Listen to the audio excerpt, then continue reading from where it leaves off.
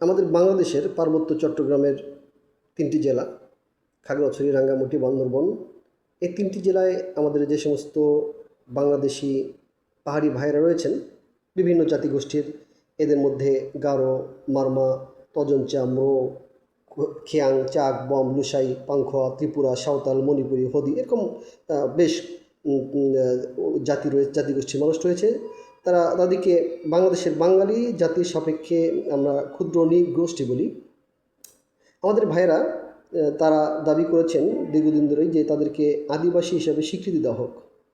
কিন্তু আদিবাসী যদি আমরা দেখি, যে আদিবাসী তাদেরকে বলা হয় যারা কোনো অঞ্চলে একদম প্রাচীন কাল থেকে বসবাস করে এসেছে, বিশেষ করে কলোনিয়াল পিরিয়ডের আগে থেকে তারা এখানে থাকে এবং তাদের আলাদা বৈশিষ্ট্য, সাংস্কৃতিক ঐতিহ্য রয়েছে, তাদেরকে আদিবাসী বলা হয়। যদি আমাদের এই ভাইদেরকে আমরা আদিবাসী বলি, তাহলে আমরা যারা বাঙালি, আমরা যারা এখানে হাজার হাজার বছর ধরে বাংলাদেশে বসবাস করছি, তাহলে আমরা কি আদিবাসী নই?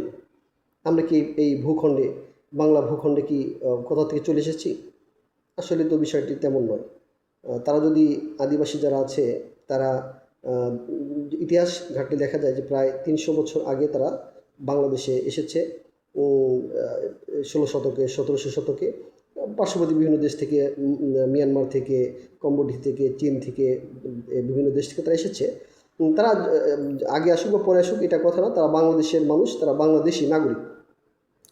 কিন্তু তাদেরকে আদিবাসী বললে আমাদের যেটা সমস্যা, জাতিসংঘের যে কনভেনশন আছে, বিশেষ করে ILO, সেখানে কনভেনশনে 169 যে কনভেনশন, সেখানে আমাদের বাংলাদেশ কিন্তু 2007 সালে তাদেরকে আদিবাসী হিসাবে, বাংলাদেশের যে আদিবাসী আছে এই হিসাবে স্বাক্ষর করেনি। কারণ আদিবাসী হিসাবে আমরা যদি স্বীকৃতি দিই, তাহলে তাদের স্বায়ত্ত শাসনের দাবি উঠবে, তাদের আলাদা ভূমি ব্যবস্থার দাবি উঠবে, তাদেরকে নিজেদেরকে শাসন করার তাদেরকে অধিকার দিতে হবে, বিভিন্ন অধিকার যেটা সাম্রাজ্যবাদী শক্তি এবং বাংলাদেশের বিরুদ্ধে তারা ষড়যন্ত্র করে তারা চেয়ে বসবে। আর আপনারা জানেন যে এখানে পার্বত্য চট্টগ্রামে সশস্ত্র গোষ্ঠী রয়েছে, UPDF, শান্তিবাহিনী, JSS যাদেরকে যারা, এবং KNF, বিভিন্ন সশস্ত্র গোষ্ঠী রয়েছে। এমনকি তাদের কাছে বাংলাদেশ সেনাবাহিনীর চেয়ে অনেক ক্ষেত্রে উন্নত অস্ত্র রয়েছে। বিভিন্ন সময় তারা বাংলাদেশ সেনাবাহিনীকে তারা হত্যা করে এবং চাঁদাবাজি করে। পাহাড়ি সব ভাইরা এরকম না, নিরীহ, কিন্তু সশস্ত্র যারা আছে তারা পার্শ্ববর্তী বিভিন্ন দেশ থেকে ট্রেনিং নিয়ে বাংলাদেশের বিরুদ্ধে তারা কাজ করে। তো তাদেরকে যদি আদিবাসী হিসেবে স্বীকৃতি দেওয়া হয়, তাহলে আমাদের আশঙ্কা যে তারা কোনো এক সময় তারা স্বায়ত্ত শাসন চেয়ে বসবে। আমাদের এই সমস্ত ভাইদেরকে বলবো যে আপনারা বাংলাদেশের ক্ষুদ্র নৃগোষ্ঠী হিসাবে, মানে মূল জাতি তো বাঙালি, তো বাঙালি জাতির উপজাতি হিসেবে, এই অর্থে নয় যে বাঙালি জাতি থেকে আপনাদের উদ্ভব হয়েছে। আমাদের যে লঘু জাতি হলো বাঙালি, কিন্তু আপনারা সংখ্যা লঘিষ্ঠ, সেই হিসাবে আপনারা বাংলাদেশি, আপনাদের যেরকম অধিকার রয়েছে বাংলাদেশের, আমাদেরও একই অধিকার রয়েছে। আপনারা আপনাদের যে অধিকারগুলো বাংলাদেশি হিসাবে আপনারা বাংলাদেশ সরকারের কাছে দাবি করেন, এতে কোনো সমস্যা নেই। যে দাবি আপনাদের দরকার এটা করতে পারেন, কোনো সমস্যা নেই। কিন্তু আদিবাসী বললে, আপনারা যদি আদিবাসী হন তাহলে কিন্তু আমরা তাহলে কি, আমরা তো ভেসে আসিনি। দেখা যায় যে আমাদের অনেক বাঙালিরা সেখানে বসবাস করেছে, সরকারের অনুমতি নিয়ে সরকার তাদেরকে বসবাসের সুযোগ দিয়েছে। তাদেরকে আপনারা সেটেলার বলে ব্যঙ্গ করেন যে তারা কি রিফিউজি, বাঙালিরা কি সেখানে রিফিউজি হিসেবে এসেছে? এটা তো বাংলাদেশ সরকারের অনুমতি নিয়ে এসেছে। আর বাংলাদেশের সেনাবাহিনীর ক্যাম্প থাকার কারণে আপনারা অনেকেই নাখোশ। সেনাবাহিনীর ক্যাম্প বাংলাদেশের সব জায়গায় করার অধিকার সরকারের আছে। আমাদের সমতল ভূমিতে যে কোনো জায়গায় ইচ্ছা করলে সরকার সেনাবাহিনী ক্যাম্প বসাতে পারে। একইভাবে পাহাড়ের যে কোনো জায়গায় ইচ্ছা করবে সরকার, যেখানে প্রয়োজন মনে করবে সেখানে ক্যাম্প করবে। এতে আপনাদের তো কোনো সমস্যার কথা নয়। অনেকে সেনাবাহিনীর ক্যাম্প উচ্ছেদ করার কথা বলেন। সেনাবাহিনীর ক্যাম্প উচ্ছেদ করলেই তখন এই সশস্ত্র গোষ্ঠীগুলো তারা এখানে রামরাজত্ব পেয়ে যাবে। এই জন্য এই সমস্ত কথা বলবেন না। আপনারাও আমাদের বাংলাদেশি ভাই, আমরা আপনাদেরকে ভালোবাসি। আপনাদের জুলুম হোক এটা আমরা চাই না।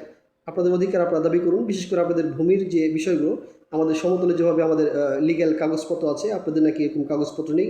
এ বিষয়ে আপনার সরকারের সাথে ভালোভাবে বসে আপনার দাবি আদায় করুন, এতে আমরা আপনাদের সমর্থন দিব। বিশেষ করে এই যে দাবিগুলো, আদিবাসী স্বীকৃতি দিলে যে স্বায়ত্তশাসন দাবি করা হবে, বিভিন্ন আলাদা আইন, একই দেশে দুটো আইন হয়ে যাবে, এটা আগে আমাদের দেশে যারা অন্য নেতৃবর্গ ছিলেন, আমাদের প্রেসিডেন্ট জিয়াউর রহমান, শেখ মুজিবুর রহমান, তারাও চাননি। আপনারা যদি দেখেন যে বিভিন্ন ঐতিহাসিক গ্রন্থে, যেমন সুবীর ভৌমিকের একটা বই আছে, insurgent Crossfire north east India, সেখানে তিনি উল্লেখ করেছেন যে শেখ মুজিবুর রহমানের কাছে যখন এই আমাদের পার্বত্য চট্টগ্রামের ভাইয়েরা গেলেন তাদের আদিবাসী স্বীকৃতি নিয়ে এবং তাদের আলাদা কিছু স্বতন্ত্র অধিকার নিয়ে, তখন তিনি বলেছিলেন, এখানে এই বইয়ের মধ্যে এসেছে যে তোমাদের এটা অস্বীকার করার কোনো উপায় নেই, কোনো কারণ নেই যে বাংলাদেশের সকল মানুষ বাঙালি। শেখ মুজিবুর রহমান বলেছিলেন, তোমাদের এটা অস্বীকার করার কোনো কারণ নেই যে তোমরা বাংলাদেশের সকল মানুষ বাঙালি। সুতরাং স্বশাসনের কথা ভুলে বাড়ি ফিরে যাও আর বাঙালি হয়ে যাও।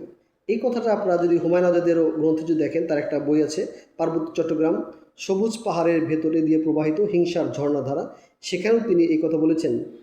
যখন তারা দাবি করলো, তখন শেখ মুজিবুর রহমান বলেছিলেন, তার কথা বলতে গিয়ে বলেছেন যে মুজিব এর একটিও মানেননি। শোনা যায় তিনি মানবেন্দ্র লারমাকে বলেন যে যা বাঙালি হইয়া যা।